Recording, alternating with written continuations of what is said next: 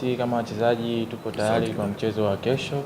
Kwa kila mchezaji anajua umuhimu wa mchezo wa kesho, ni mchezo mkubwa na ni fainali. Kwa hiyo sisi kama Simba tuko tayari kupambana kwa ajili ya fainali ili tupate unyakuo. Sisi kama wachezaji tunaona mechi ya kesho ni mechi muhimu, kwa hiyo kila mchezaji ana morali iko juu kwa ajili ya mechi ya kesho, kwa sababu hakuna fainali nyingine zaidi ya hii. Kwa hiyo sisi tuko tayari kupambana kwa sababu taji ni hili moja ambalo tumekuja kupambania huku Zanzibar. Kwa hiyo sisi tuko tayari kupambana. Kwa hiyo kila mchezaji morali yake ni kupambania Simba, na nadhani pressure sio kubwa sana kwa sababu kuna wachezaji wengi senior ni wakubwa, kwa hiyo washacheza sana mechi hizi.